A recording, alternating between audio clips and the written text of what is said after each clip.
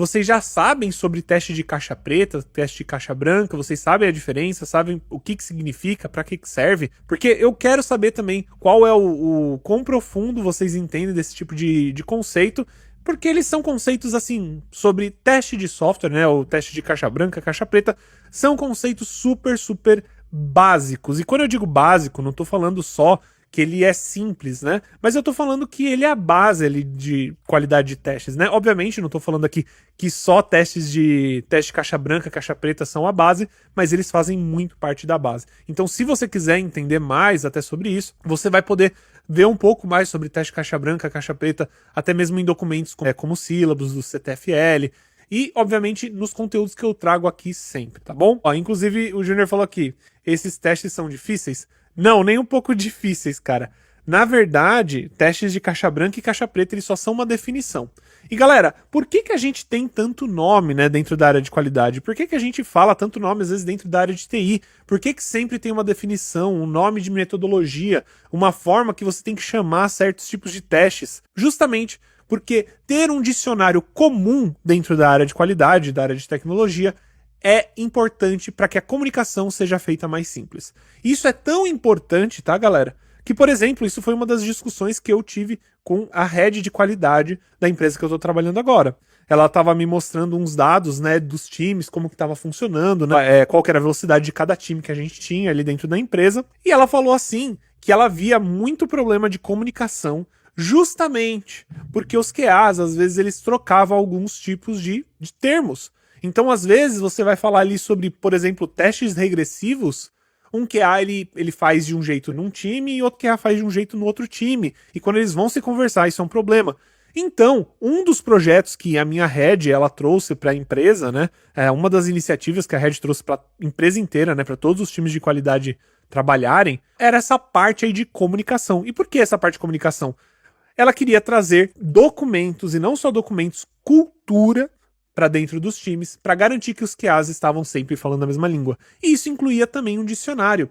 Então, por que eu tô trazendo? Por que eu tô falando isso? Justamente porque teste de caixa branca, teste de caixa preta é somente um dicionário. Ele é um termo, né? Ele é uma técnica de teste que você vai ter aí uma sequência de coisas que você vai fazer.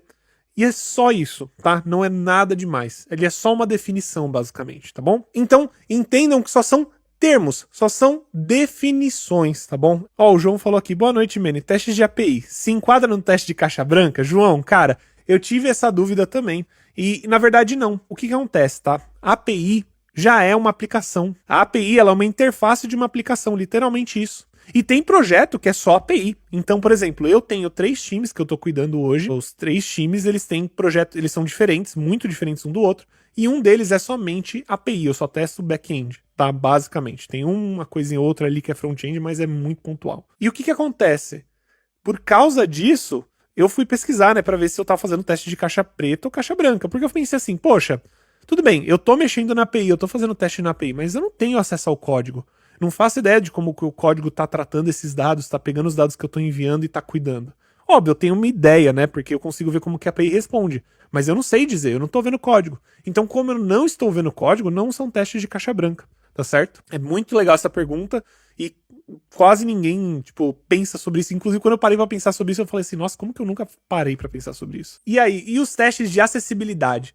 Acessibilidade também são testes de caixa preta, porque você está fazendo testes de acessibilidade no front-end, como que ele funciona. Então, você não está vendo código, de novo, né? De novo, você não está vendo código. E se você não está vendo código, são testes de caixa preta, ponto. Então, o Júnior, teste de estresse, cara, é diferente. Teste de estresse, você vai testar, por exemplo, um endpoint específico e garantir que ele consiga, por exemplo, 50 pessoas simultâneas acessando. Então você vai fazer o seu teste de estresse, você vai pegar 50 acessos simultâneos, né, requests simultâneas, e ficar fazendo isso por um tempo, tá certo? Então isso é um teste de estresse, por exemplo.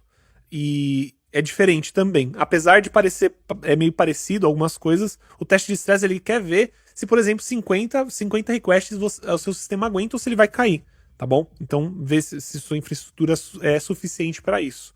Então é basicamente isso, teste de estresse. E testes de estresse, eles são o quê?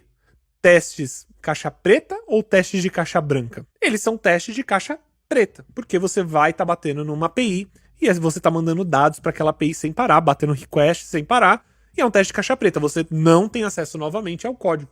Tá certo? Então, olha que legal. A gente já tirou mais uma dúvida aí. A Lari falou aqui. Então, a maioria dos testes efetuados seriam um teste de caixa preta, certo? No meu caso de ser uma QA Júnior, consigo fazer teste de caixa branca? Não sei codar. Lari, então, ó, nossa, ótima pergunta. É isso mesmo, a maior parte que um QA vai trabalhar são testes de caixa preta, tá? Na maior parte das vezes. Pode acontecer que você às vezes vai lá fazer uma pull request, né? Você vai colocar seu comentário para um código entrar, mas isso é muito improvável. A não ser que você faça isso para sua própria automação, né? Então, se você está trabalhando com automação de testes, você vai ter que fazer aí meio que testes de caixa branca, né? Na sua automação. Mas aí não tem nada a ver com o produto, né? Então, meio que a gente não precisa considerar isso. Mas é basicamente isso. Então, você como QA não vai precisar fazer muito teste de caixa branca na sua vida como QA. Porém, se tem como fazer, tem, você pode. No caso, você pode fazer teste de caixa branca. Eu diria para, por exemplo, você querer aprender um pouco mais sobre programação, né? Se você tiver interesse, principalmente você já é júnior, você tá, eu imagino que você queira crescer. Eu diria para você aprender automação, tá, Lari? Por favor, aprenda automação. Se você já está trabalhando na área como QA e ainda trabalha manualmente, aprenda automação. Eu indicaria você começar com Cypress, é muito, muito simples, é a ferramenta mais simples hoje no mercado para você iniciar e vale muito a pena, de verdade. Aprende automação, mesmo que você não saiba codar, aprende. Para aprender a fazer automação, o código é muito básico, é muito menos do que um desenvolvedor precisa saber.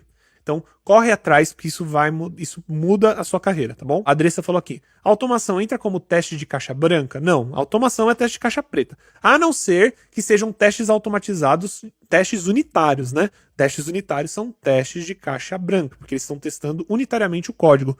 Agora, automação web, né? Se você está fazendo uma automação de front-end, ou de API, ou mobile, tanto faz, é tudo caixa preta, tá bom? Porque ela não está tendo contato com o código ali diretamente.